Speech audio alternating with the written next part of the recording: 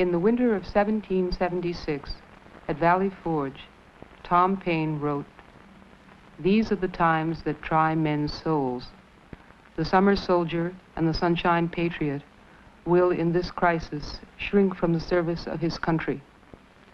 But he that stands it now deserves the love and thanks of man and woman."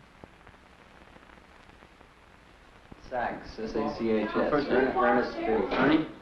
Rest. Sax, S-A-C? S-A-C-H-S. Age? 27. Military training? As a helicopter pilot. Oh, no, OCS? No, no. Marine Aviation Cadet.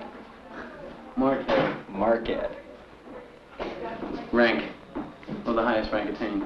Whip it on us, baby. Highest rank attained? Captain. No! Let's see, duty period now. August 66, September 67.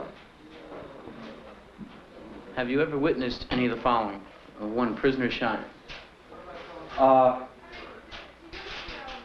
don't know whether I have or not, offhand. This one might be apropos. Prisoners thrown from helicopters. Yeah, I've seen that.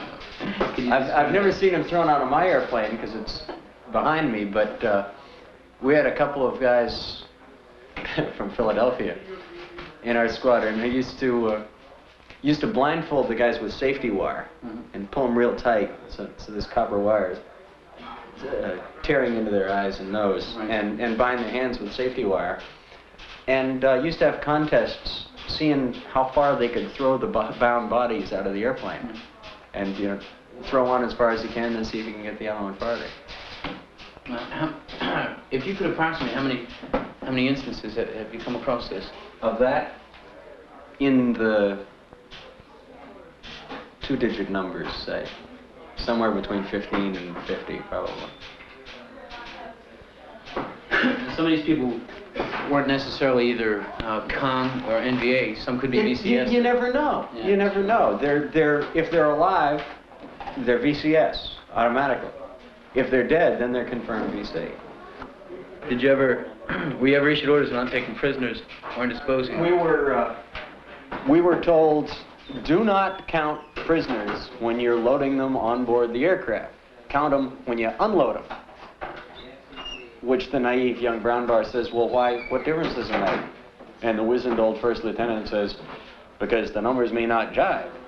And sure enough, you don't count them when they're getting on, because there was a little bit of a feeling here. The guy who told me this was a captain. And he said, don't ever count them when they go aboard, because presumably you'd have to say something if one of them got thrown out. Give your name, what unit you were in the NAM, when you were in the NAM. Just tell a little bit of what you saw to make it more clear, exactly what happened. Sergeant Camille, I know you. You're an FO. Right. You were there, you were in Alpha Battery 111. Right. I know this guy, man. Oh, Singer, remember Singer? I thought I recognized you. I was sitting over there trying to figure out who the hell you you look were, like man. this then. My hair was a little bit shorter. Last time I saw you was last year down in Lejeune. You were still down there at the time. I got out in '69. We had that down on the... What's this photograph? About a year and a half ago, I guess, yeah. That's the village being burned. The people were in the village. They, like they wanted time to get their goods out and shit. But we just burned down the village, and they had to leave their goods there or get burned. You might be able to come up with that. I was trying to find somebody that knew something about a ville wiped out in Quang Tri. Right, I was there. You got that? Because we went into the area, and it was to set the example to show that we weren't fucking around. So the first thing we do was burn down the village and kill everybody, just to let them know that when everybody was talking about it when I got there. Yeah, this is gonna. I forgot about it. I didn't even remember that. Fit right in together. Because he's got the same company I FO'd for first, and I'll pick it up right from there. Okay. Whenever they're questioning me, they'll have to get me to elaborate on that because I don't know. I forgot all about that one. How could you forget that? I remembered it, and I wasn't even in on it. That was one of the last ones we did, because then I went home after that. They did the same thing after I left that we were doing before I left. Same shit, man. That's exactly what this is all going to bring out, man. You know, same shit. On Operation Stone, we were sitting up on a railroad trestle, and then there was a river on each side, and there was another company behind each river. And like the people were running around inside, and we were just shooting them. And like the newspaper said, Operation Stone, like World War II movie, you know. And we just sat up there and we wiped them out, women, children, everything. 291 of them. Is there something that you really kind of want to say in terms of the crimes and why they happened? What bothers you most? I mean, what sort of makes you, what brings you here? What makes you say, I want to testify, I want to say something?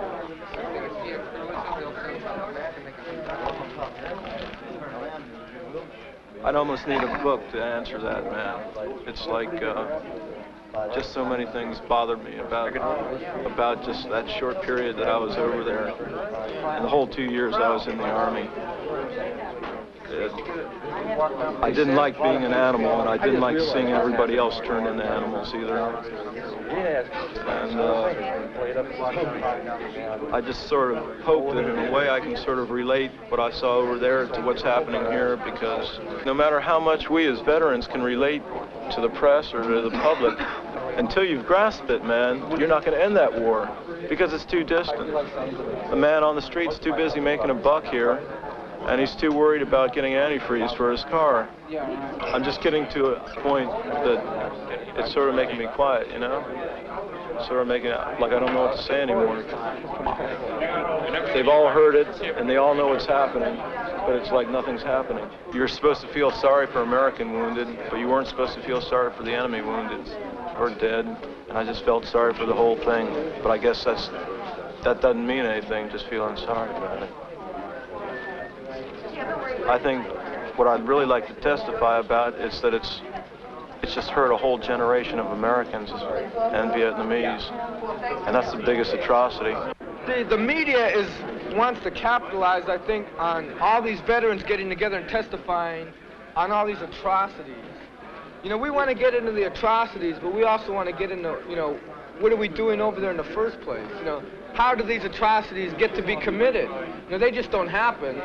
There's the whole thing of how they tell you, you know, that the people over there aren't really people. And it's not, one guy just hasn't been doing it.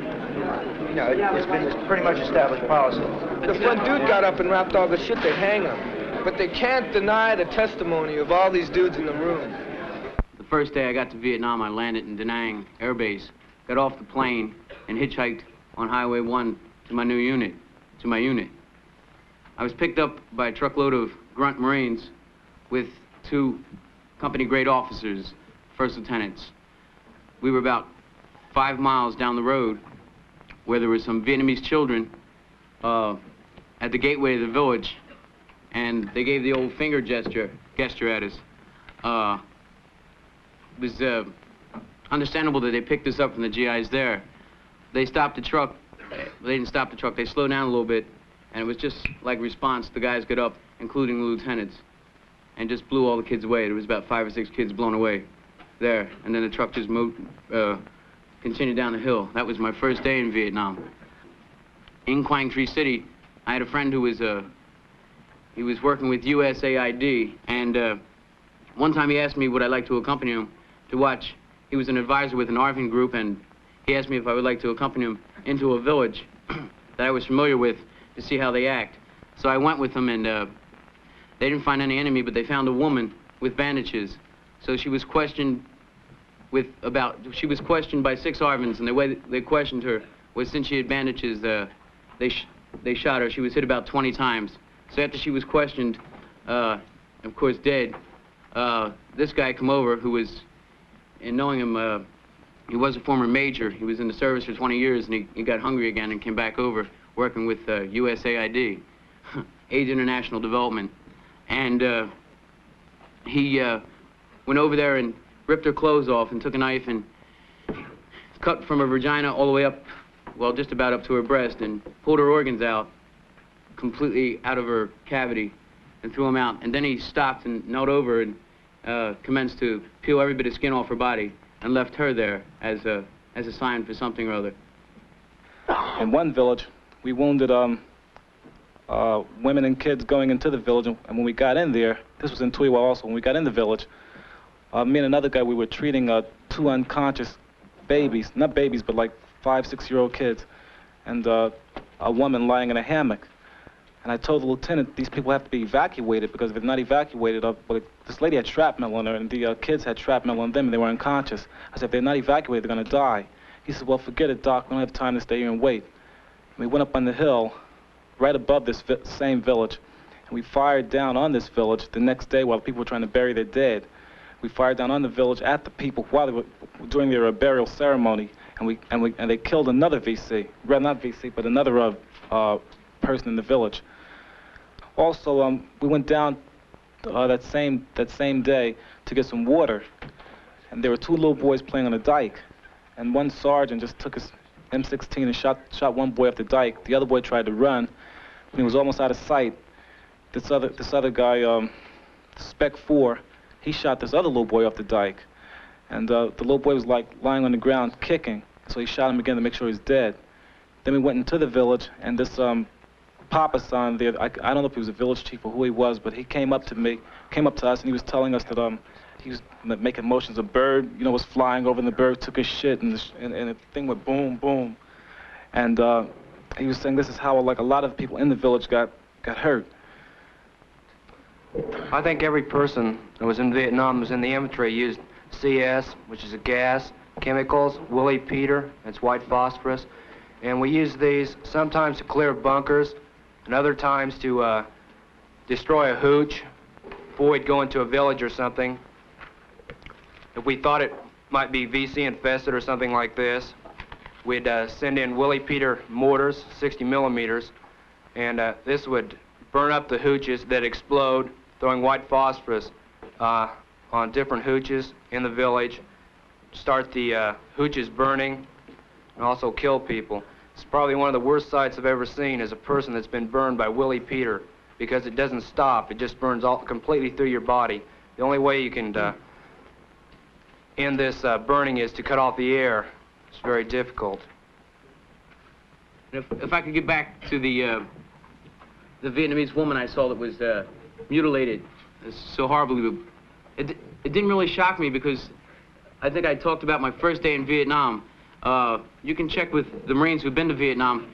Your last day in the States, the staging battalion at Camp Pendleton, you have a little lesson. It's called the rabbit lesson, where the staff NCO comes out and he has a rabbit, and he's talking to you about escape and evasion and survival in the jungle. And he has this rabbit, and then in a couple of seconds, everyone just about falls in love with it. Not falls in love with it, but they're humane there. He cracks it in the neck, skins it, disembowels it, just like I testified that this happened to a woman. He does this to a rabbit, and then they throw the guts out in the audience. And you can get anything out of that you want, but that's your last lesson you catch in the United States before you leave for Vietnam. You have some testimony here on the burning of villages, cutting off of ears, cutting off of heads, calling artillery on villages for games, women raped, napalm on villages. Could you go into just a few of these to let the people know how you treat the Vietnamese civilians? The calling in of artillery for games, the way it was worked would be the mortar forward observers would call in, or we'd pick out certain houses in villages, friendly villages, and the mortar forward observers would call in mortars until they destroyed that house. And then the artillery forward observer would call in artillery until he destroyed another house. And whoever used the least amount of artillery, they won. And then when we got back, someone would have to buy someone else beers. And I saw one case where there were 2 prisoners, and one prisoner was staked out on the ground, and he was cut open while he was alive, and part of his insides were cutting out. And they told the other prisoner if he didn't tell them what they wanted to know, that they would kill him. And I don't know what he said because he spoke in Vietnamese, but then they killed him after that anyway. Were these primarily civilians, or do you believe that they were, or do you know that they were actual the way that we distinguish between civilians and VC, VC had weapons and civilians didn't, and anybody that was dead was considered a VC. If you killed someone, they said, how do you know he's a VC? The general reply would be, he's dead, and that was sufficient. the cutting off of heads on Operation Stone, there was a lieutenant colonel there, and 2 people had their heads cut off and put on stakes and stuck in the middle of the field. And we were notified that there were press covering the operation and that we couldn't do that anymore. The general attitude of the officers was, I was a lieutenant at the time, well, there's somebody senior to me here, and I guess if this wasn't SOP, he'd be doing something to stop it. And since nobody senior ever did anything to stop it, the policy was promulgated, and everybody assumed that this was what was right. We'd never had any instruction in the Geneva Convention. When we were given our Geneva Convention cards, the lecture consisted of, if you're taken prisoner, all you got to do is give them your name, rank, serial number, and date of birth. Here's your Geneva Convention cards. Go get them, Marines. We were never told anything about the way to treat prisoners if we were the capturers rather than the captee. I saw one case where a woman was shot by a sniper, one of our snipers. And when we got up to her, she was asking for water. And the lieutenant said to kill her. So they ripped off her clothes, they stabbed her in both breasts, they spread her eagle and shoved an E-tool up her vagina, an entrenching tool, and she was still asking for water. And then they took that out and they used a tree limb, and then she was shot. Did the men in the in your outfit, or did they seem to think that it was all right to do anything to the Vietnamese? It wasn't like they were humans. Like we were, we were conditioned to believe that, this was for the good of the nation, the good of our country, and anything we did was okay. And like when you shot someone, you didn't think you were shooting a human. They were a gook or a commie, and it was okay. The Vietnamese were gooks. They were all. We didn't just call the VC or the NVA gooks. All Vietnamese were gooks, and they were slant eyes, zips. They were Orientals, and they were inferior to us. So we were Americans. We were the civilized people, and we didn't give a shit about those people. At the time, did you have any question in your mind that anything wrong was going on? Well, something like this was just too bad, I mean, it was all wrong, It's just that I didn't start really thinking about these things until I came home, because I had to get my head together to start, almost to get up the guts to start talking about this thing, because I've been holding it in for a long time. I'll throw this question out to anybody. I have heard soldiers testify to personal atrocities that they committed, and yet the fact that they're here means that they're concerned. What happens to a man over in Vietnam? Well, it's our general conditioning, even before we get in the service. America's always right, the government's right, you don't question them, we're the best, God's on our side. And things like what happened at Hiroshima and Nagasaki showed it's okay to kill civilians if it's for the best interest of the nation. And when I went there, I went twice, and I believed that it was in the best interest of the nation. And I was sufficiently brainwashed where I did go back the second time, because I really believed it was right. You didn't feel that morally you shouldn't carry out some of these orders? I felt whatever was in the best interest of my country was what was best, and that's how I was raised to believe. When people see on their television screen films of those who have testified during the Winter Soldier investigation, they're going to see a lot of people with long hair, a lot of people with beards. Don't you think this is going to turn them off and they're going to disregard a lot of what you say? You're an intelligent fellow, I believe you. It's possible. For 6 years, my hair never got longer than a quarter of an inch, and I always swore I'd keep it that short, but I like it long now. It feels nice. When I was in the Marine Corps, and when I first got out of the Marine Corps, I didn't want to talk to anybody who didn't think that Agnew sitteth at the right hand of God. If I was walking down the center of Cambridge, where I live, and some long-haired kid was walking toward me, and he wouldn't get out of the way, I'd knock his ass right into the gutter. And one day, I did that, and a kid said to me, that makes it sort of hard for us to get to know each other. And I thought that was a joke, and I kept on walking. And I was lying in bed, talking with my wife, and she said, he's really right. Which was, a simple thing, and that might have gone right over me and never affected me whatsoever. But my wife has a fantastic way of helping me and teaching me how to enjoy life. And that's the key to growing and being a better person, is talking to people who are different, not to people who are the same. I didn't like school in high school. It took me 4 years to finish 3 years of high school because I was never there.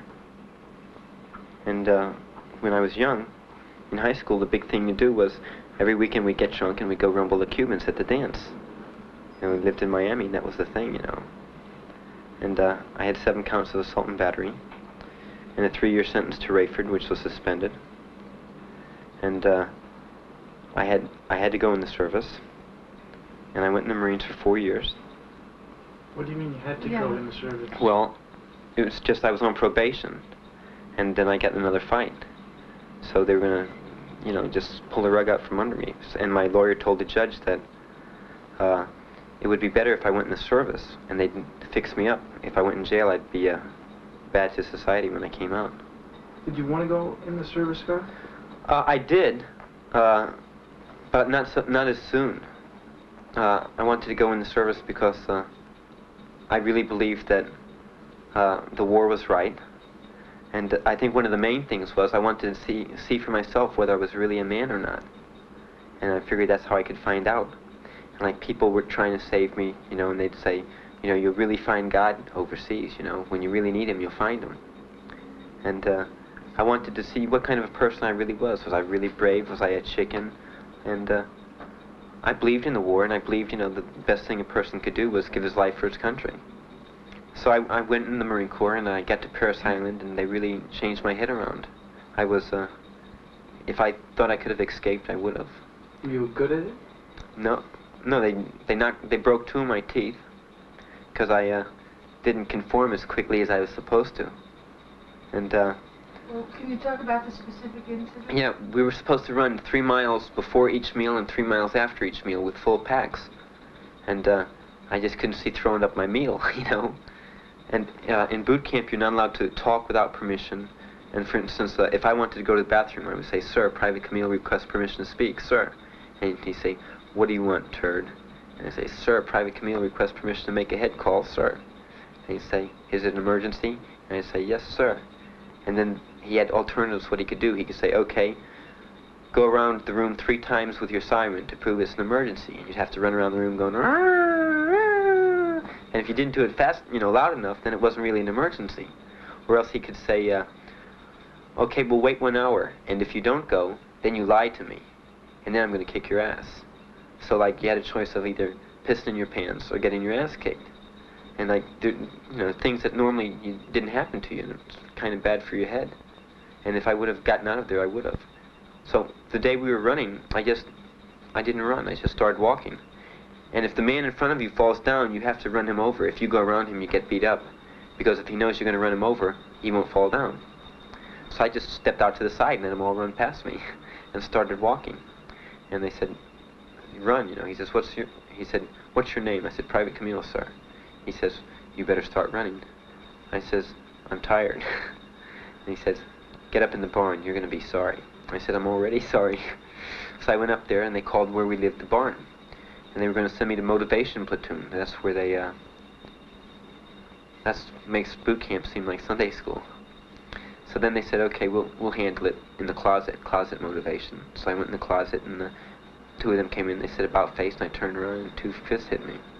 And I didn't even fight back. I said, "Okay, you know, I give up. I'll run."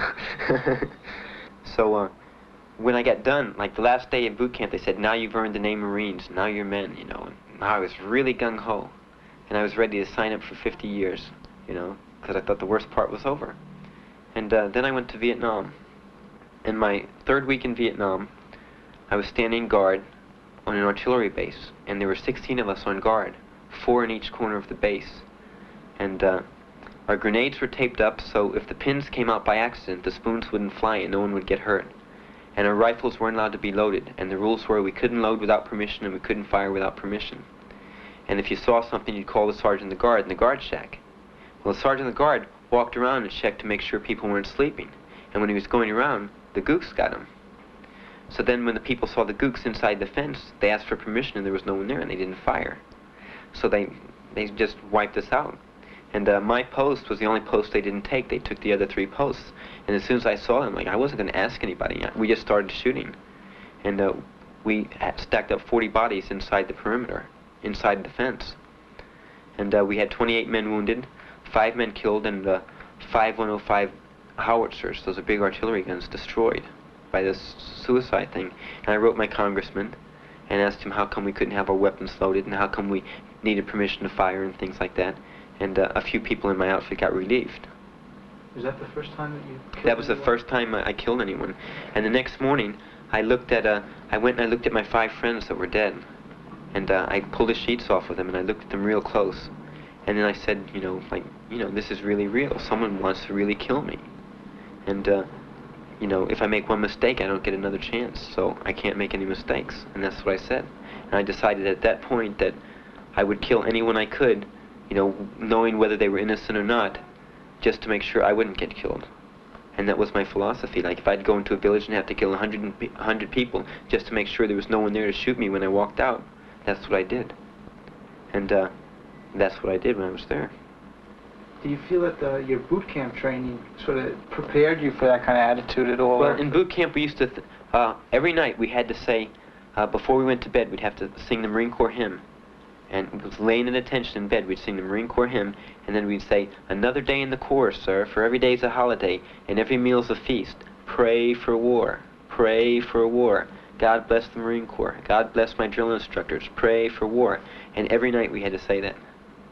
And when we'd run and we'd sing songs, we'd sing, like they say, kill, kill, kill. And when we, at our judo practice, and knife fighting practice, and bayonet fighting practice, it was always, that was the yell, kill, kill, kill. And, you know, boy, you're going to get to go over there and kill some gooks, you know. And it was something that we were looking forward to, you know, to put our training to use.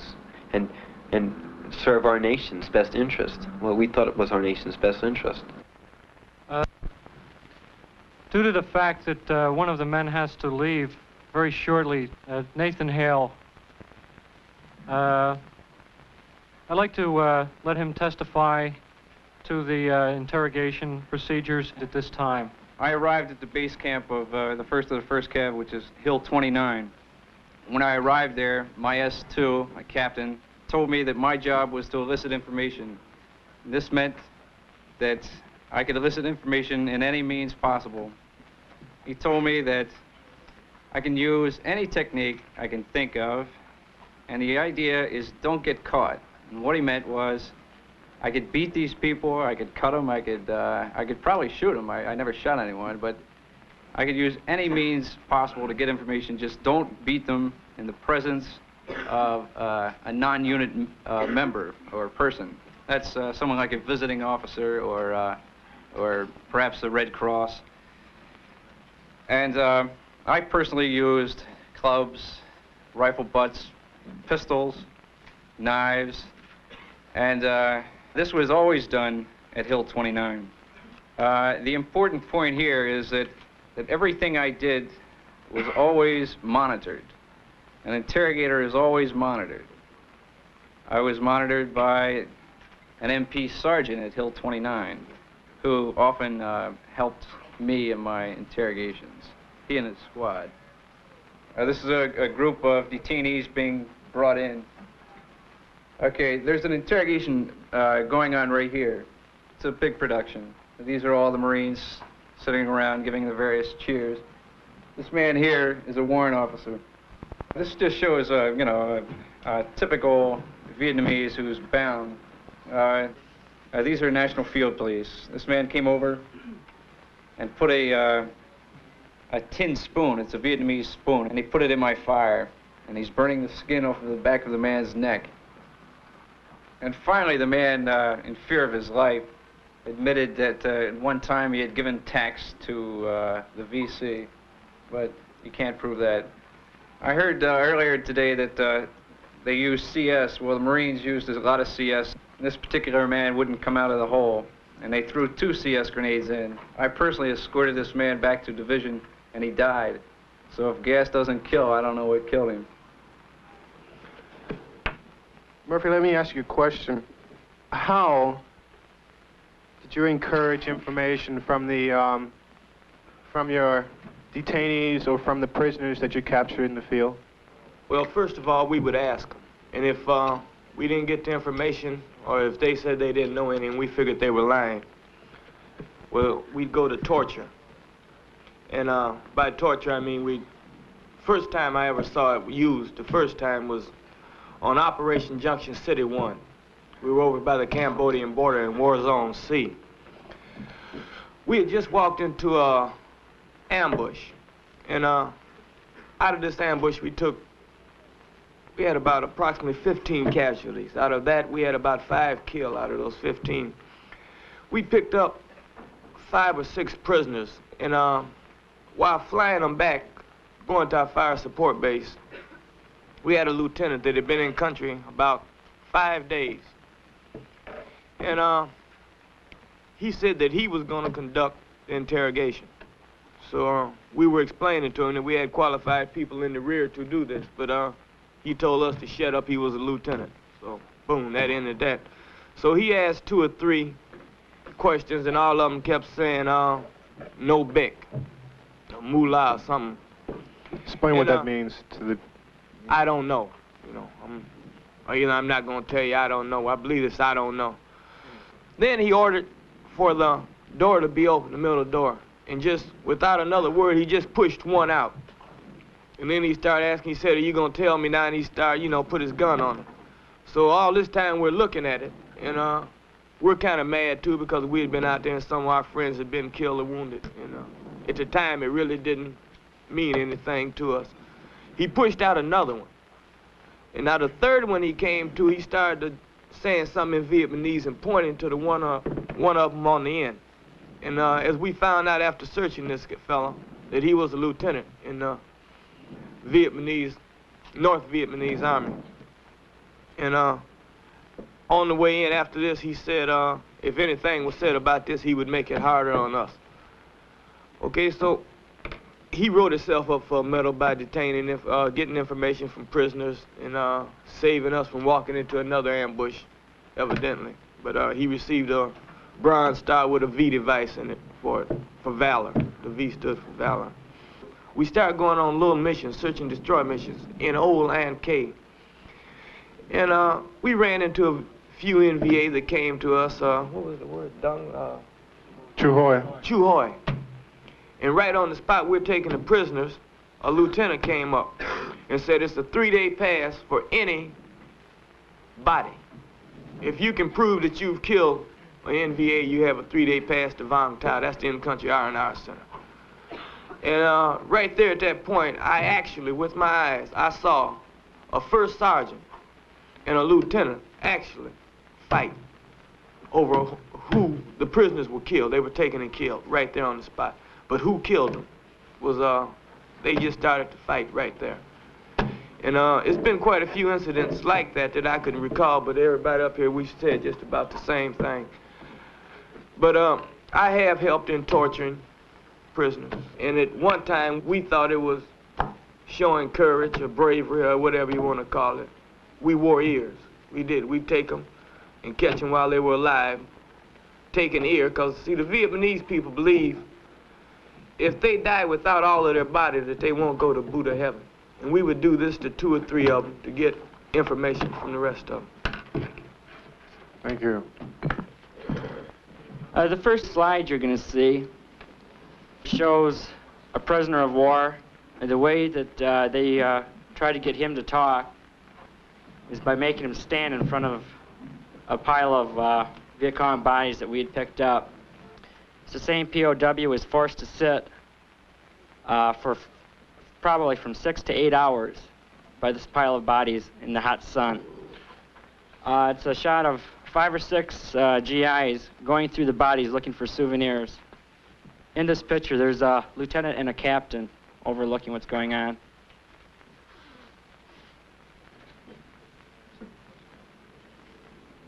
This is a shot of our interrogator. He took his M16.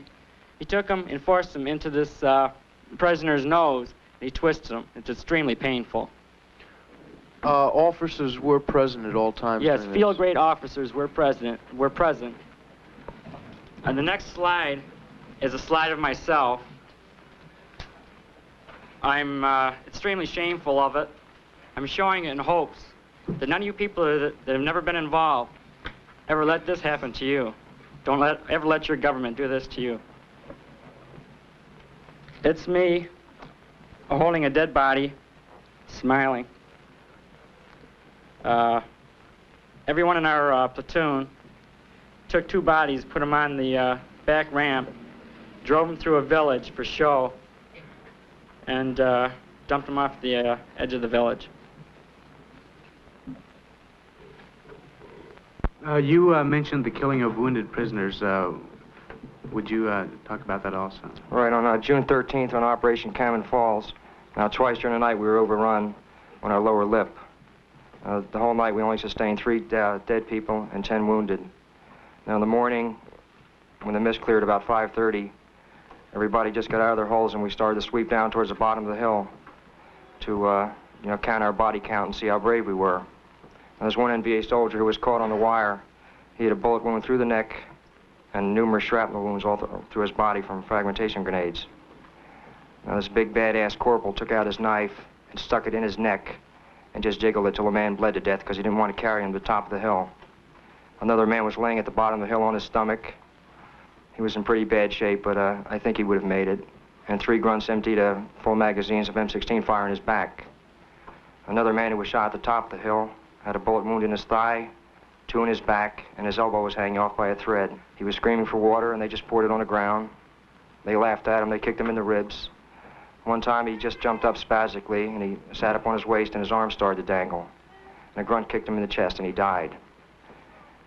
Now, after all this happened, they chased what was left of the NVA company out through the woods.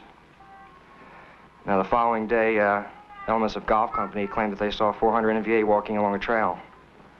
Well, I informed this to this major there since I was in the COC bunker on radio watch. He told me I was an asshole. So I called up golf company again and I said, repeat this. This guy doesn't believe me. So he told me again I was an asshole because recon said there are no NVA in this area, even though the previous night we were hit by a company and a half. Well, about a day following, hotel company, and Gordon was there at the time, was hit by I think about half a regiment, I'm not sure. But they were in contact for 9 hours. A major was on the net, and the captain from hotel called up and he was crying because they were pinned down for 9 hours and he wanted air support and he wanted to be lifted out of there because they were pretty well chopped up. They had hand-to-hand fighting. They were running out of ammunition. A major got on the air, and I quote, called him a fucking pussy.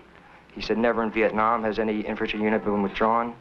And he says, you people can do it by yourself. I don't care if you've been there 9 hours or 9 weeks. He says, you're going to stay out there until there's none of you left or until we come and get you. Now, later on that night, I took the casualty report. It was 14 pages. There was 43 killed and about 30 wounded. And a lot of them were my friends. Now, they claim they killed 100 Viet Cong, but Gordon says they killed 200 or 300. Stars and Stripes claim that only 35 Americans were killed and wounded. Now, I don't know, I know they were pretty confused out there, but it's pretty fucked up when not even Stars and Stripes can figure out how many people are what. I'd like to add on that, since I was there and wounded there, that they wouldn't bring any ammunition into us, food or water. The helicopters were afraid of getting hit because the one helicopter that came in for a medevac was shot down in the river. We managed to get all the dead out, and wounded out, but one. It was a gunner, I believe. I don't really want to talk about it.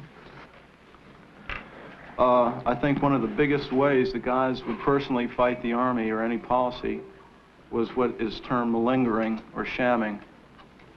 Any way you could damage yourself. Guys, the first time I walked into my unit, I walked in and a brother was laying on a bed, stoned out of his mind, and another brother came down with a bat on his leg, broke it right in front of me.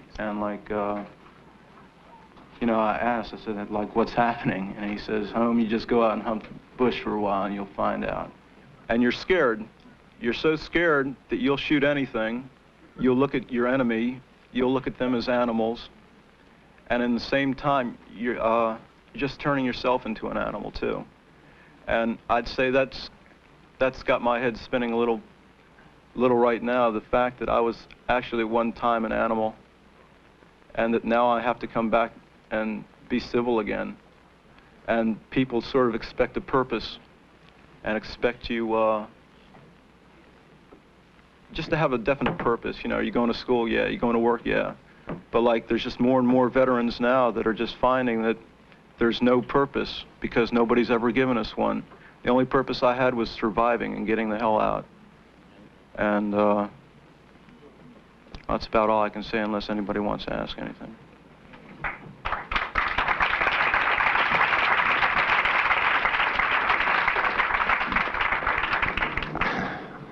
I just know that, and we learned somewhere along the line that a dink was less than a person.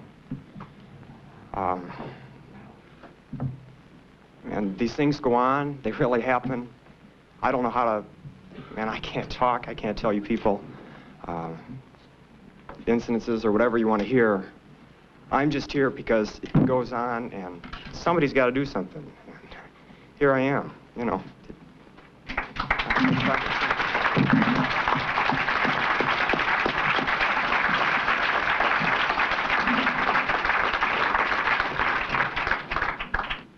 I can't really say why we did it. Maybe it was because we were taught to hate him. I was told by my own lieutenant, well, he saw me wearing one of these bracelets. He asked me why I was wearing it. I told him, I said, well, a Vietnamese boy gave it to me. I said he was a token of his friendship, really. He liked me and I liked him. We gave each other gifts, I suppose. And he told me to take it off. And of course I didn't agree. I didn't want to take it off. I didn't feel I should. But he told me these are the same people. He says, why do you accept gifts from the same people that go out and put mines in the roads and blow up your buddies? And he told me if I didn't take it off, he'd go to more, maybe drastic measures. I don't know. He just dismissed me. But I don't know. I don't want to give any blood stories or nothing. I just can't do it. I just want you to know that the people over there aren't really being treated as human beings. They're being treated as slaves, let's say. Maybe not even slaves. I don't know. I don't know. I just don't know what to say. I just wanted you to know about it. I'd sort of like to just add one more thing about it. Yeah, Steve, go ahead. I'd say that the government and a lot of the people who sort of run this nation have been telling a lot of GIs that the biggest detriment to our morale has been the long-haired protesting pinko sympathizer type. But I think the biggest lift for my morale came when I was in the I was lying in Okinawa in the hospital there, and a girl wrote me about a place called Woodstock where 500,000 people had come together, and it was so beautiful. That was the first time I smiled in a long time.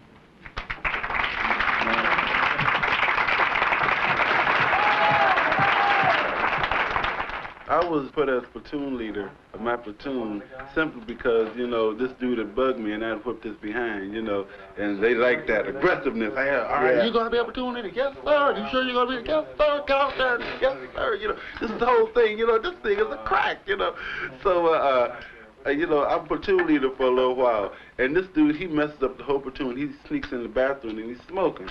So you know, me and a couple of other dudes, our minds are sacked now. You know. Damn, we whooped the living daylights out of them. Acres coming, yes, sir. What you be doing? No, sir. Yes, you did. I saw you do it. You had enough time. The whole thing, you know, and the next thing I know it, you know, I'm not a platoon leader anymore. I'm back in the ranks again, you know.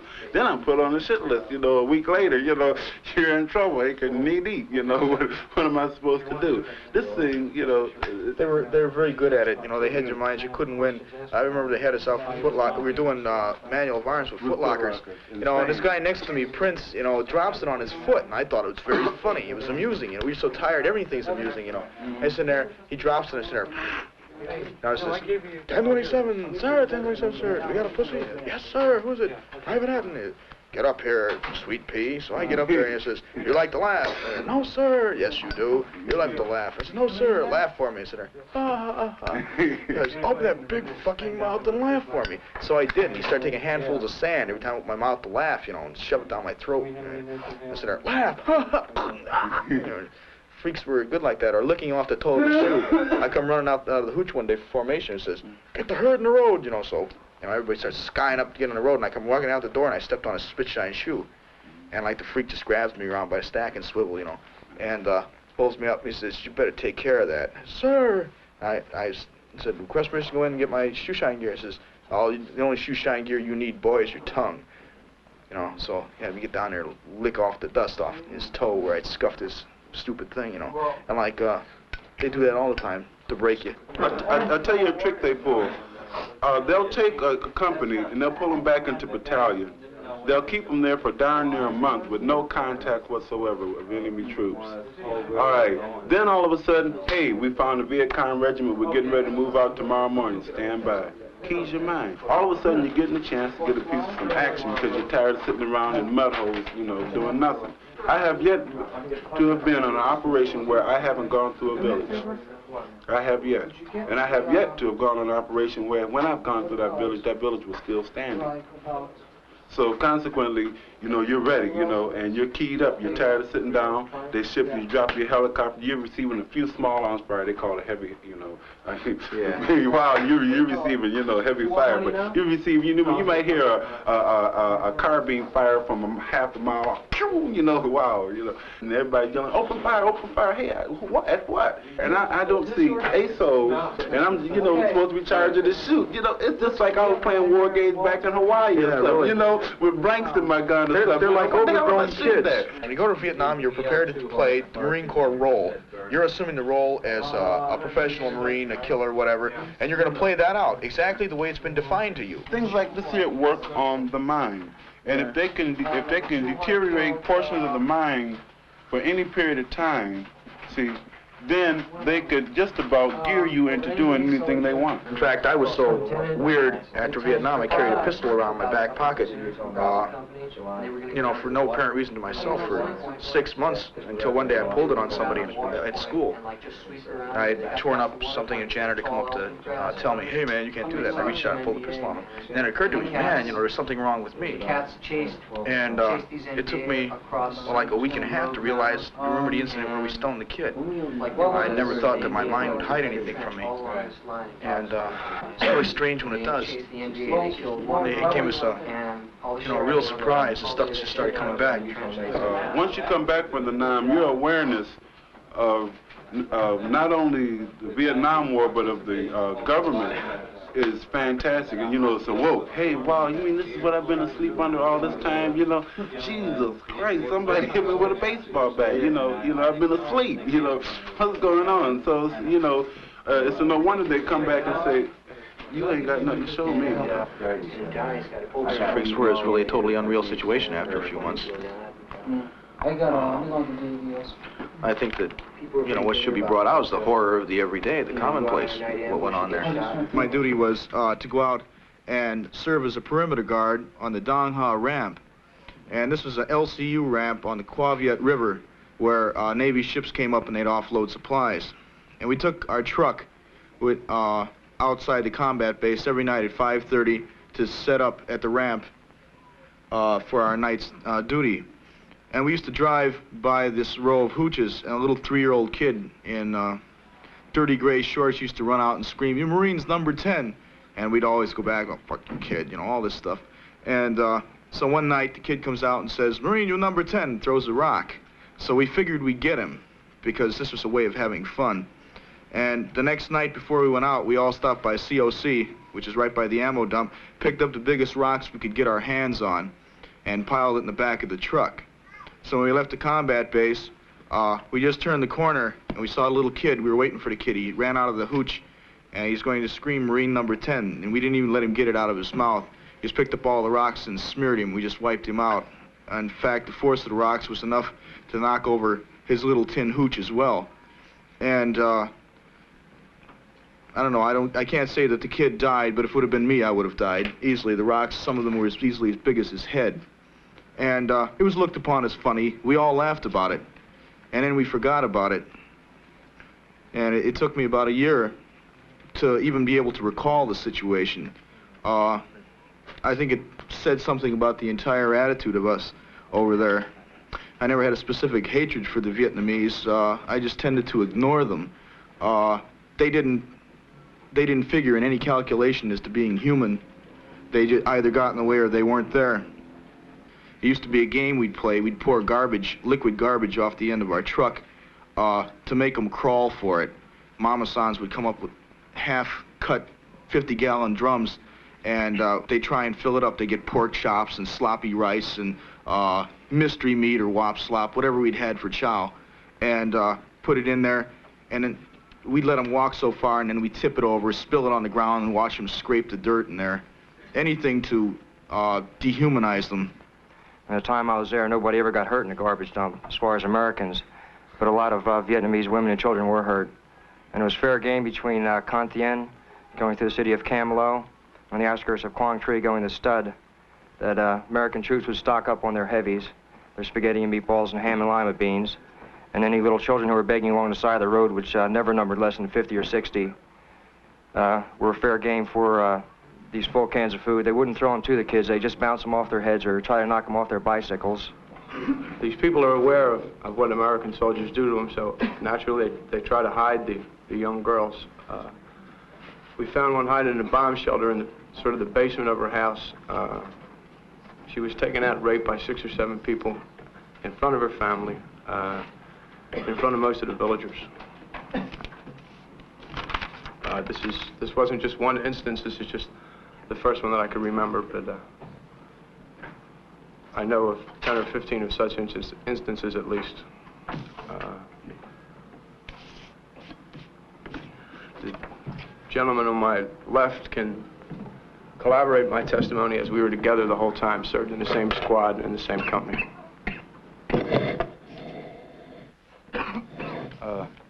At the time most of this happened, our platoon leader was a Mormon minister. He's dead now, so he can't really be found out and questioned. But when he got there, he was a pretty well high character man because he was a minister. And by the time he left, well, by the time he got killed, rather, he was condoning everything that was going on because it was a part of policy. If nobody tells you that it's wrong, then you do it anyway. And this is how it changed him around. Once we were picking up a sling load of ammunition, and the Army had a habit of putting pickup zones and drop-off zones right near well-traveled roads, roads traveled by the local villagers. So we were hovering over this sling load of, I think it was howitzer rounds. And I was hanging out the window observing what appeared to be about, I guess he was about 12-year-old Vietnamese boy standing there watching us. And as we lifted up with the load, the rotor wash increased because of the weight, and it blew him into the path of a 2.5-ton truck with trailer, which killed him instantly. When that happened, my first reaction, and my flight engineer, he was observing this too. Our first reaction was, I guess you'd call normal. It would be horror, pain. And then I realized that I caught myself immediately, and I said, no, you can't do that, because you develop a shell while you're in the military. They brainwash you. They take all the humanness out of you. And you develop this crust which enables you to survive in Vietnam. And if you let that protective shell down, even for a second, it could mean that it's the difference between you flipping out or managing to make it through. And I caught myself letting the shell down, and I tightened up right away and started laughing about it and joking about it with the flight engineer, and he sort of moved on the same logic, because I guess it sort of knocked his shell down too.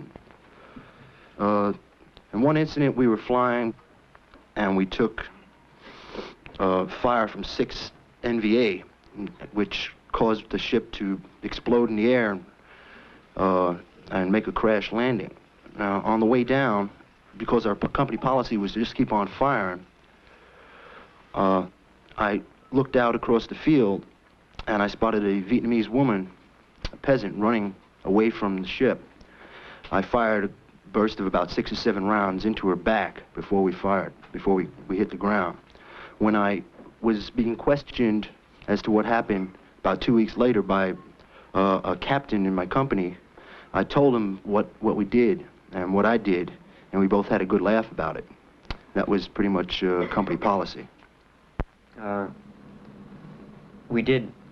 saw a lot of things happening and being done by guys, and I really, you know, like the emotional thing, you know, you see your buddy get killed, and it's really emotional, someone you're really good friends with. Like, one minute he's telling you, well, you know, I got a letter from my girl, and I'm really happy, you know, and I can't wait to see her. And she's going to send me some pictures she's taken. She's getting her girlfriend to take some nice Polaroid pictures of me, you know.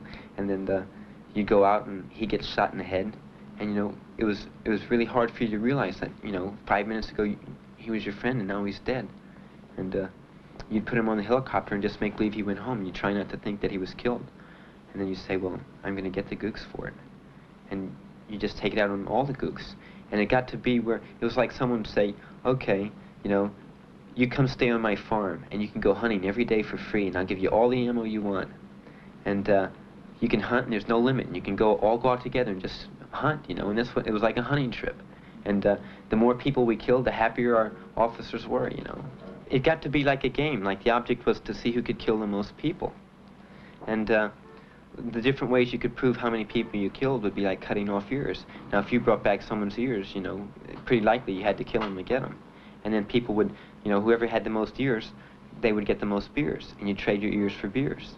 And it got to be like a game. And when it came time to go home, you know, like I was very close to my friends, and I got where I knew what I was doing, you know, like I was like an expert. My job being a forward observer is also a scout sergeant, and you have to learn to read maps and know the area. And I got where I knew where I was without looking at the maps, and I could call in artillery just by knowing where I was. And I was really attached to my friends. I couldn't see leaving my friends and going home. And then I thought about the political thing again. I said, well, you know, and I wrote my mother a letter, and I told her, I said, I'm not coming home in April because I really believe what we're doing is right. And I think it's better for me to stay here and help get it cleaned up if I can, than for my brother to have to come over when he gets old enough. And that's what I wrote, and that's what was put in the newspaper. And they had a big article, you know, we need more Americans like this. What was your rank when you first went over? A PFC. And when you left? A sergeant. I made a lance corporal, corporal, and sergeant. I made a very good rank. So you'd say the Army thought you were a good soldier? I got a good conduct medal, too, and I got the Vietnamese Cross of Gallantry with Silver Star. And got put up for the Bronze Star 3 times. And this is something else I'd really like to rap about. Medals, you know.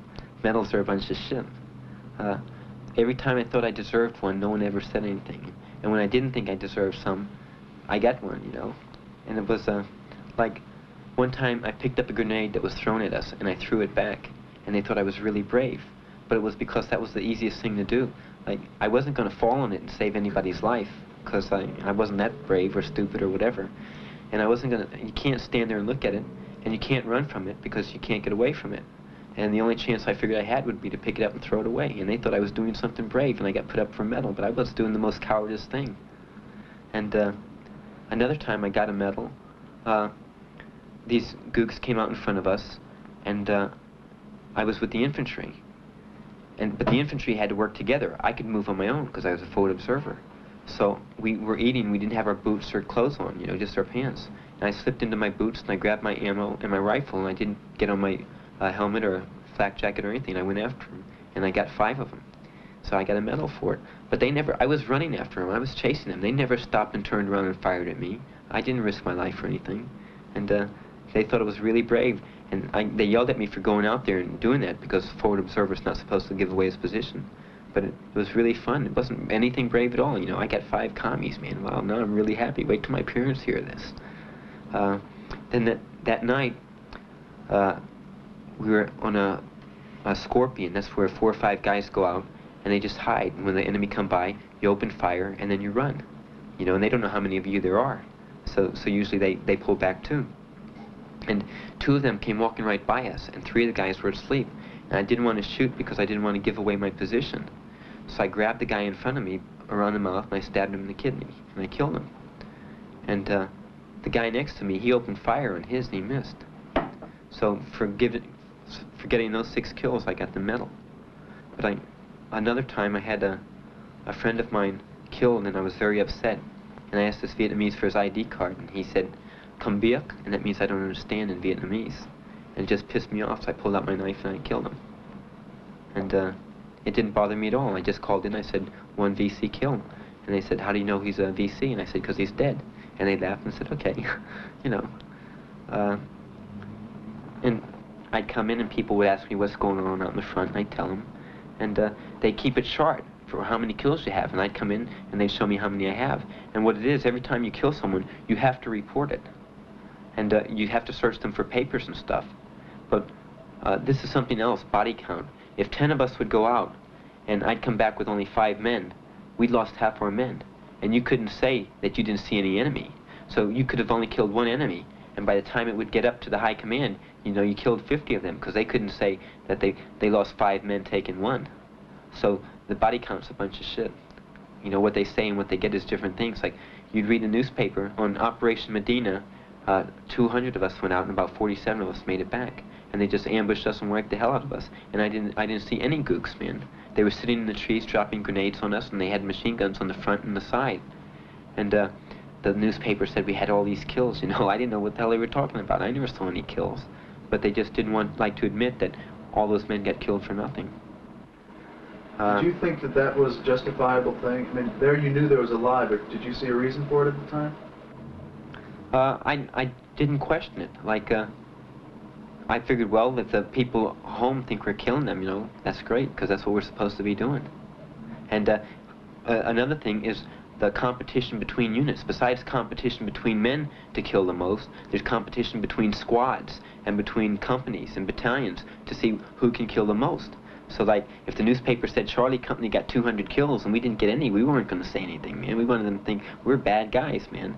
And we thought we were so tough, we went around with aces of spades in our helmets. And every time we'd kill someone, we'd put it in their face. So if anyone else came, they knew that Charlie Company did it, you know. Vietnam is not a land war. If you gain land, as in other wars, your efficiency report would go up. In this war, it's based on body count. The more people you kill, the better efficiency report, officer's efficiency report you get. So what happened here is a case of the colonels going into competition and making up more bodies than they really have. And this was, of course, passed on down to the company commanders and the platoon leaders and the squad leaders. So, hell, we were reporting stuff, water buffalo, in some cases, shadows. I remember one time I called artillery into a wood line where I'd received sniper fire and didn't check the wood line and called in 3 body count. This went on all the time. Other firefights, the count would be 80, 90, and personally I only saw 2, 3 bodies. So it's a totally inflated system, and what's happened is the American public's been lied to. The Army has come out and stated that we've got a kill ratio of 1 to 13, and yes, it's 1 to 13 because of this inflation, but it's a lot of bull. Going along with what Scott said, they didn't care what you were doing or how you were getting it. They wanted bodies, and that's where civilians came in also. In November of '68, in an area called the Wagon Wheel, which is northwest of Saigon, while on a routine search and destroy mission, gunships were to be providing security and cover for us in case we had any contact, were circling overhead. Well, no contact was made, and the gunships got bored. So they made a gun run on a hooch with miniguns and rockets. When they left the area, we found 1 dead baby, which was a young child, very young, in its mother's arms. And we found a baby girl about 3 years old that were dead because these people were bored and they were just sick of flying around doing nothing. Then, when it was reported to battalion, the only reprimand was to put the 2 bodies on the body count board and just add them up with the rest of the dead people. There was no reprimand, there was nothing. We tried to call the gunship off, and there was nothing you could do. You know, he just made his run, dropped his ordnance, and left. And there they were, man. And the mother was, of course, hysterical. How would you like it if someone came in and shot your baby? And there was nothing we could do, man. I just watched it. And nothing happened.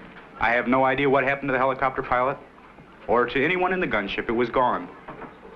And things like this happen, I'm sure, more than once. Because if I saw it, I'm sure there are a lot of veterans who aren't here who saw it. And this is why we have to stop the war. Because not only are we killing our brothers in the armed forces and brothers on the other side, but we're killing innocent people, man. Innocent civilians who are just standing by and happen to be at that place at that time. And for no other reason than that, wind up dead.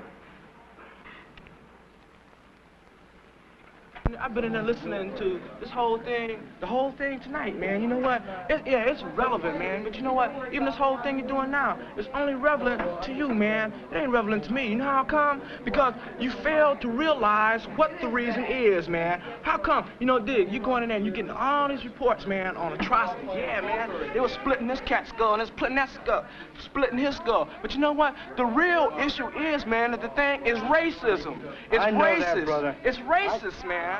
They're over there after the Vietnamese, you know, the resources. They're also after the Vietnamese because they're racist, man. I had all the hell I had in the Army because of racism. You know, like, Dig, man, my orderly room, man, my first sergeant, man, was a Ku Klux Klan, man. They had a motherfucking clapping right in the fucking Let me ask you a question. What have I got to gain out of this? What the hell do you think I'm fucking here for? What the hell do you think the rest of us are here for? For your reason. For my reason. For your reason. And I dig this. Your reason for being here is different from my reason. Your reason is different from mine. Just like everybody was in there running out. Why? Bring the troops We're here. home. What? Everybody's rapping, You gotta start, man. You gotta start someplace. We gotta start now. We can get the troops out of Nam, and we can start this fucking hatred and shit that's going on around this.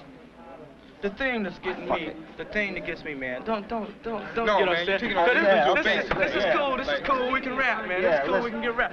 I don't know, man, like a whole lot of people, man, like, when it's white and black people talking, man, they go through a thing of, you know, not wanting to say this because they're afraid or somebody might misinterpret it. Well, you know, say something, you know, let me misinterpret it, and then, you know, when I run it back on you, then go ahead and tell me, man, don't do one of these things, man, because, you know, I go to school too, I go to school too, man. I live life. The people that are out there, you know, you say they're ignorant, people know a whole lot of what's going on, man, from practical, just living, you dig? I mean, maybe they don't know those terms in that book, you know, but they know what the deal is. You gotta show them something, man. You gotta show them something that you are for real. You gotta suffer, man. You just can't go out here and run your shit, man, and then don't let no blood, and we bleeding every day. You know, you gotta bleed with us, man. We start bleeding together, and you say, wow, well, that cat hurting just like me, you know. So we gonna get behind this thing. We gonna axe that shit that's out there cutting us, you dig? Then you have it together. Then you're gonna have it together. You know, it ain't so simple, just being white or black. That's what we gotta realize. We got the same enemy. We have the same enemy. But when we realize that, then we're gonna win. Okay, now you said you went into the service, and you got the enemy because you couldn't get into college, so you had to go in the Army. Now see, the reason we go in the Army is for a different reason. Because now we get out of high school, you dig, now we can't jump out there in the motherfucking street and go get a gig, man, because you black, you dig? Being black is a deep thing. I know you get tired of hearing it, but it's some shit that is out there. We don't know. The only way that a brother can live when he get out of school, if he ain't got no smile, just to go in the Army, man. Yeah, to go into the Army. Man, we only have 1 or 2 outlets to go, man. You got 3 or 4, you did? Just like I was running that double standard thing on you, man. See, you got those variables, we don't. See, you can do that changing. Even if we decide to change to try to be a white person, we still be a nigga, we'd be one of them Uncle Tom motherfuckers and still look down on. You understand what I'm talking about? We ain't got nowhere to go, man. That's how come we so fucking desperate. Because we ain't got nowhere to go, man. That high visibility is going to keep you down all the time. So you can always change your mind, man. You can always go do what the rest of them is doing if you want that out there, what they doing, you dig?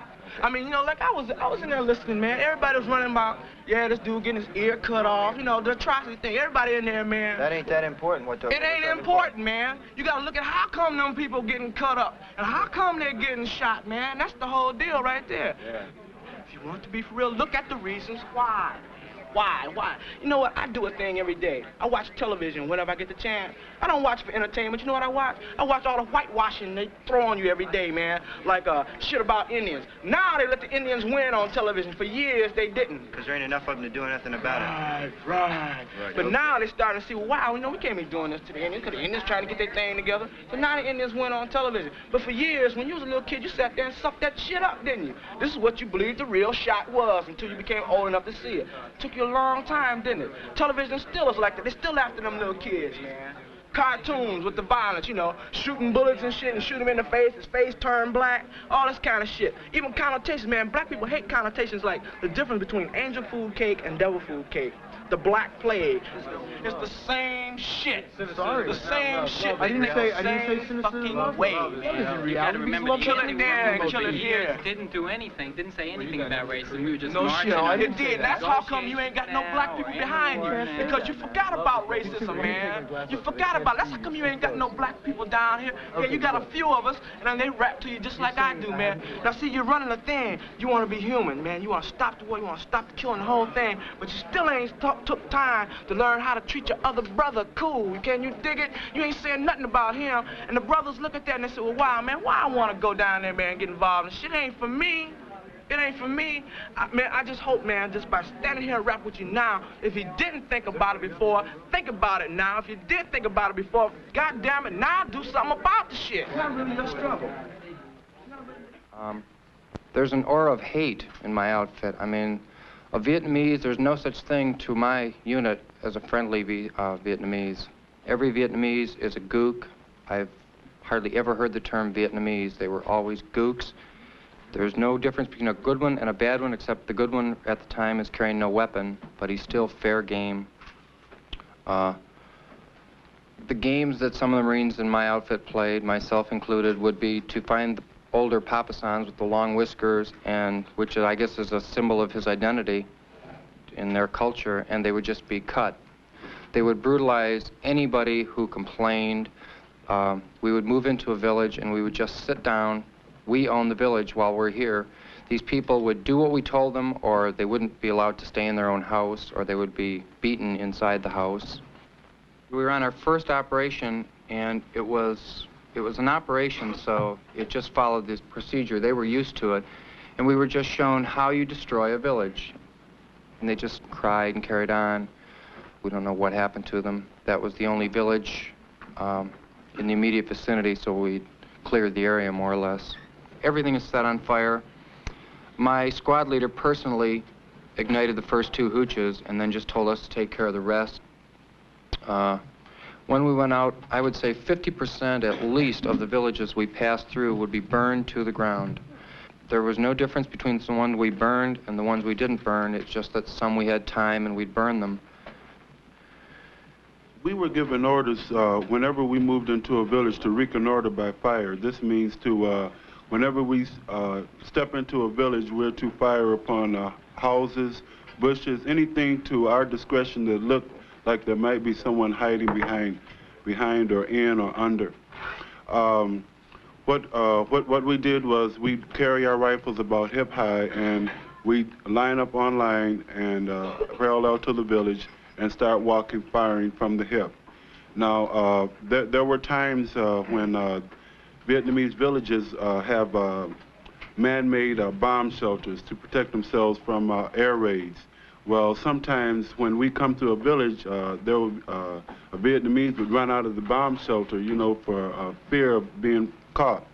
So consequently, this surprise would startle any individual and they would automatically turn and fire, thereby uselessly killing civilians without giving them a chance. They give them an ambiguous order, like some to the extent of, all right, you're going into an area where there are known Viet Cong, so that when you get there, anything that moves, you're going to fire at, you know. This is one of the mind-tacting things that he does to make you want to, you know, attack somebody, even though you know that you don't want to kill another Vietnamese because you feel that he might be, in fact, your brother. I was a helicopter Cobra gunship pilot. I worked with another aircraft at all times in what is called a hunter-killer team. I was told by the other pilots in the unit how to tell a VC from a civilian. If they were running, they were VC. If they were standing there, they were well-disciplined VC, shoot them anyhow. They also told me that when we were flying over a village or near a village, if people started to leave the village, civilians, that was a good sign that there were VC in the area, that they were expecting a fight. While speaking with my hooch maid, she says, you know, when American helicopters come through, people run. They think they're going to be killed. So you put these two things together and you see, you know, civilians are in kind of a bad spot. As far as clearance to fire went, my first 3 months, I never heard of the term clearance to fire. If there is somebody that we thought might be VC by his actions, by running or hiding, he was a dead man. I've seen hooches CS'd to drive people out, and when the people were driven out, they're naturally running away. Who wants to hang around and breathe a CS for an hour? They run out of the hooch and they're killed. There's a large river that is to the west of Saigon, runs roughly north and south. I can't remember the name of it at the moment. But beyond this river, there is absolutely nothing left. There were hundreds and hundreds of villages marked on the maps that I had with me. All kinds of names on the map. But you get over that area and there's nothing there at all. It's all been wiped out long ago.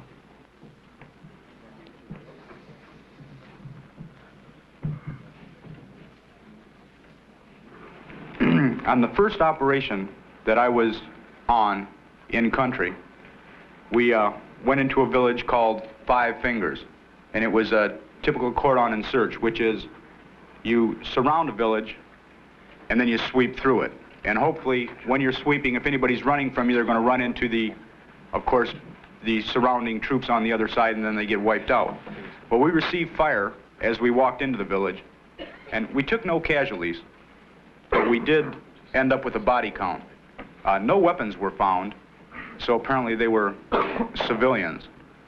The next day, in the morning, should I say, they rounded up the entire village, all of them, and marched them out. You were all prisoners of war, all of them. Men, women, children, made no difference. We filled 2 deuce-and-a-halves. They were just relocated, man, just moved away. Were they allowed to take any of their belongings with them?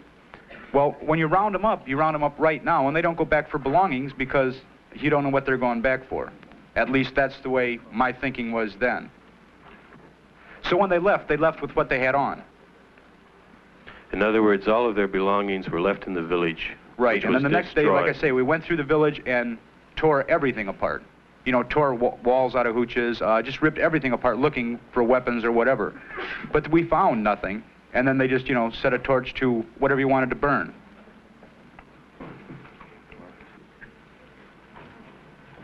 19 women and children were rounded up as Viet Cong suspects, and the lieutenant that rounded them up called the captain on the radio, and he asked what should be done with them.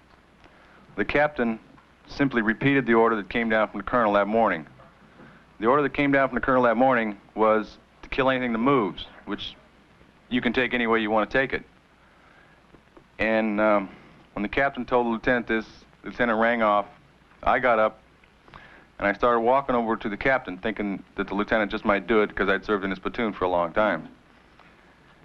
As I started over there, I think the captain panicked. He thought the lieutenant might do it too. And this was a little more atrocious than the other executions that our company participated in, only because of the numbers.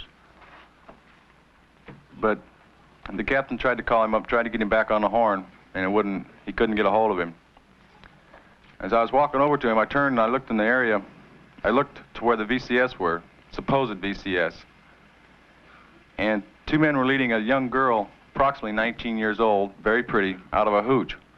She had no clothes on, So I assumed she had been raped, which was pretty SOP, and that's standard operating procedure for civilians. And she was thrown onto the pile of the 19 women and children, and 5 men around the circle opened up on full automatic with their M16s. And that was the end of that. Now, a lieutenant that was there, not the lieutenant that was there was a lieutenant who heard this over the radio in our company. He had stayed back with some mortars. When we got back to our night location, he was going halfway out of his mind because he had just gotten there relatively.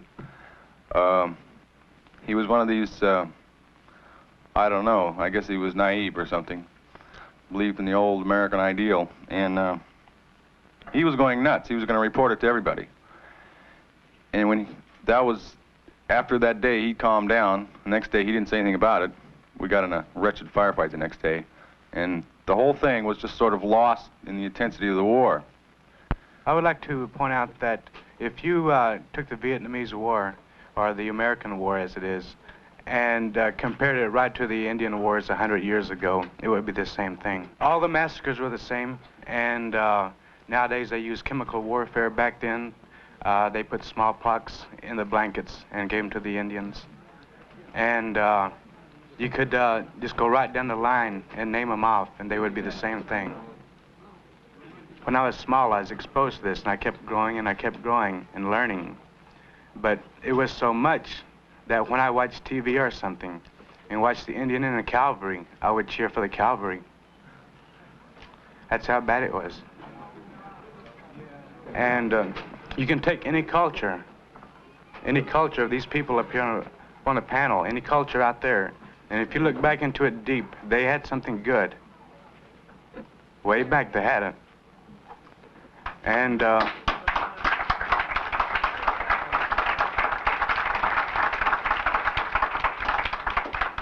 And then people started getting onto the money bag, and that's when it all happened. Well, we made treaties long ago. It was for as long as the grass shall grow, and as long as the river shall flow. The way things are going now, one of these days, the grass isn't going to grow, and the river isn't going to flow.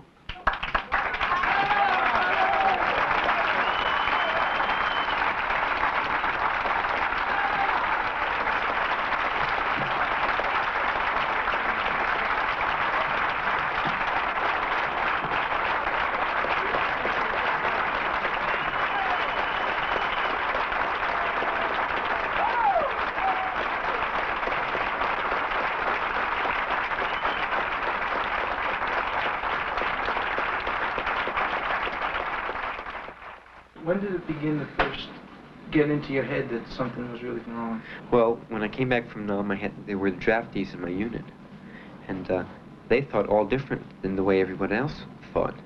And I talked with them because I like talking with people, and they told me why they thought the war was wrong, and why we shouldn't go there, and why evading the draft isn't wrong.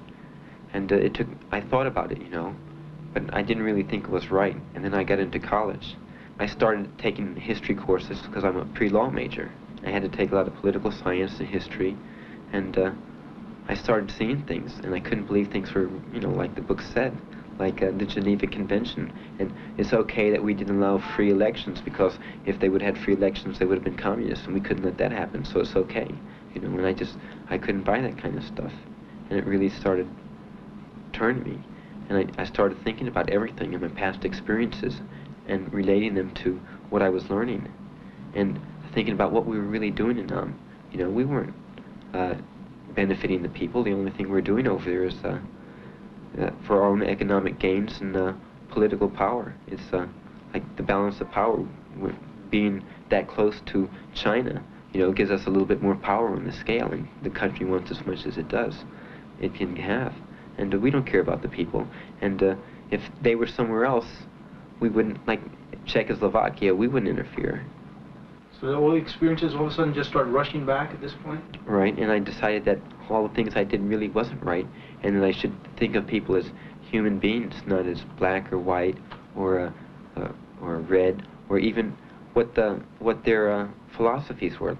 And sometimes when I talk about it, you know, I laugh all the time, you know, because I don't want people to think that I'm not a man, and it's kind of the way I've been brought up again. You know, you're supposed to be a man, and men are hard, and they don't have feelings and stuff. But when I think about it, it bothers me inside, and I know there's nothing I can do to change it. So, you know, why let it bother me so I don't think about it? Has your concept of what a man is changed? Yes, I don't anymore.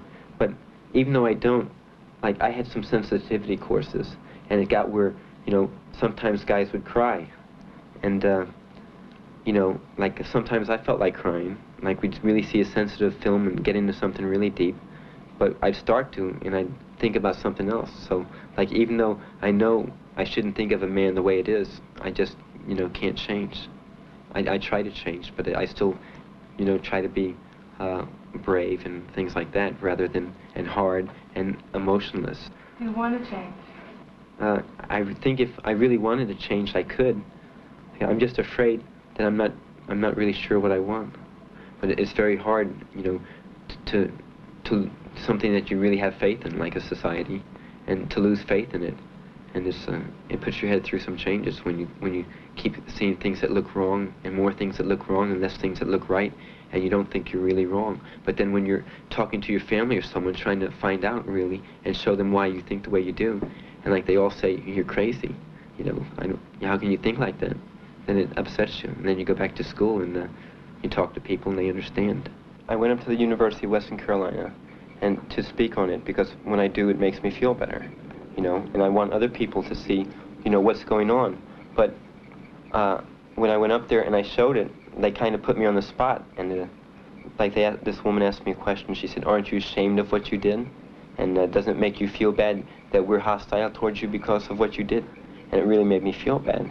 But so I reacted and I said, I blamed it on her. I asked her how old she was, and she said she was 37. And I told her that I was 19 when I went to Vietnam, and it was her fault because she was a crummy voter that I got sent there, and it was her fault that I had to go through all that shit.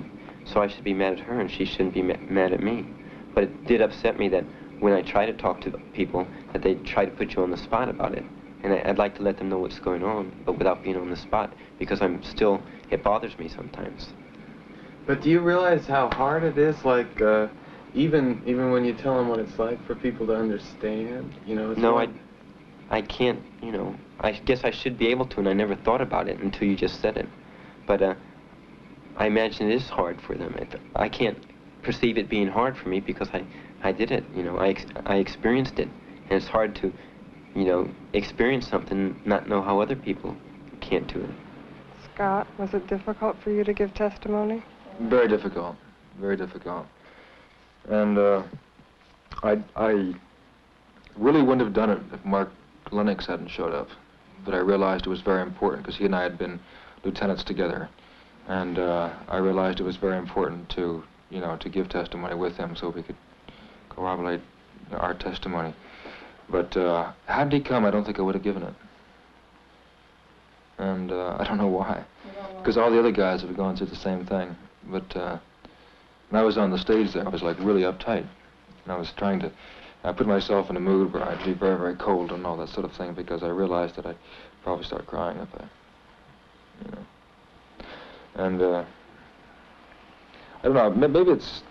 Why were you afraid to start crying? Because I'm still imbued with all that shit that I was fed. It hasn't gotten all out of my system. That's right, it really has. It takes a long time.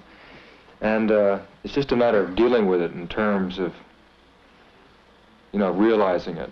And it won't come all at once, it comes gradually. And, you know, hopefully someday it'll be gone.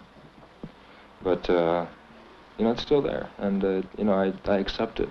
And I realize it. I think especially this weekend, you know, I saw a lot of guys who were in the same bag, man. And that's important, you know, safety in numbers, I guess. And, but, you know, it'll come, and it's just a matter of, you know, realizing, and that you have to realize fully what in fact you've been taught. Scott was like I was. We were in the Army. And we were the Army, you know. That's the whole thing. And that's what's so scary. That's why it was so good to see Scott now and see that he was really a human being again instead of being a soldier. You know, because now Scott has wants and needs and desires, and before, you know, you just sort of was just, you know, all rap, and maybe it'll happen one day, man. Well, now I can see that things are starting to happen. And for both Scott and for myself. Because it was strange, because we were definitely soldiers to the end. That's what's so strange about it. That the indoctrination, the training and things you have just make you that way. And then when you see that you were that way, that you were living a lie. You know, you weren't living your life, you were just living, I don't know, it's almost like a road map that someone had laid out in front of you. And, you know, they knew where you were going just by the way they would indoctrinate you. And then all of a sudden it's wrong. And once you realize it's wrong, you got it licked. But the point is, you have to bring it out, you have to confront it openly, you know, with yourself. And find out where your priorities lie. And then you have to either live them or deny them and then be plastic forever. You know, it's up to you. When I first entered the service, I thought, well, sure, you know, that sounds like a good idea. I will be a hero, and just think of this, I'll have a rock-hard body, and golly. Because you'll have, when I went into the service, that's where my head was at. You know, I was the average middle-class American. You know, it was just the thing to do.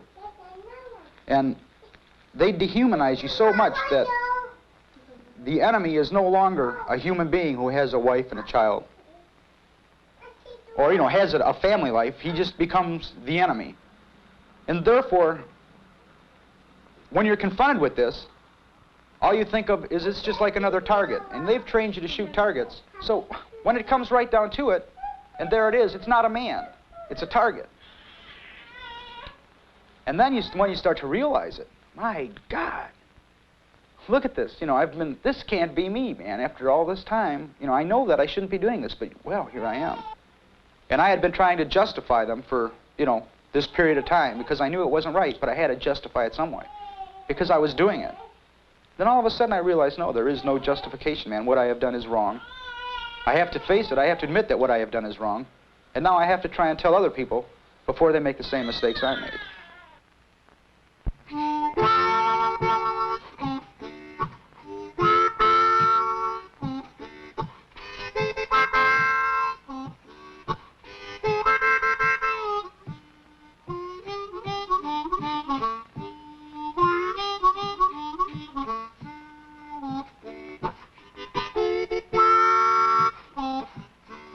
I walked down to the drop board.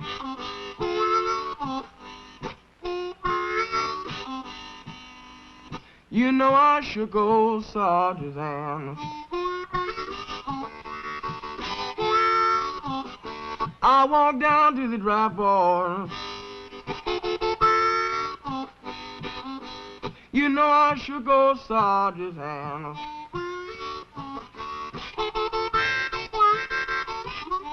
God, he put his arm around my shoulder.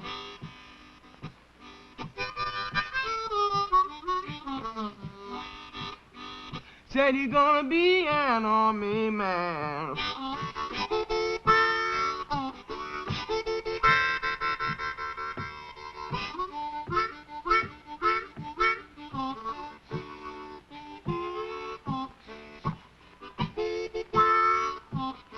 Yeah, my brother's out fighting. Didn't know down Viet Cong.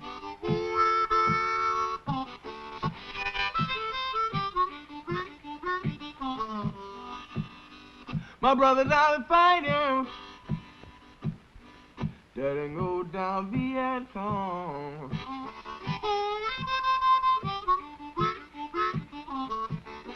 But he don't understand why they never done him or you or me no wrong.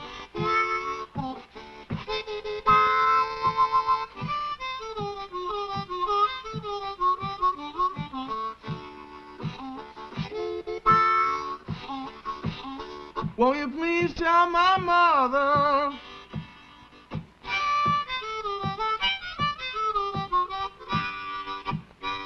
Tell my mother about the state I'm in.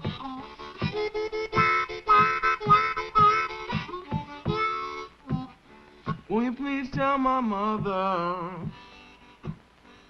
Will you please tell my mother? Tell my mother about the state I'm in.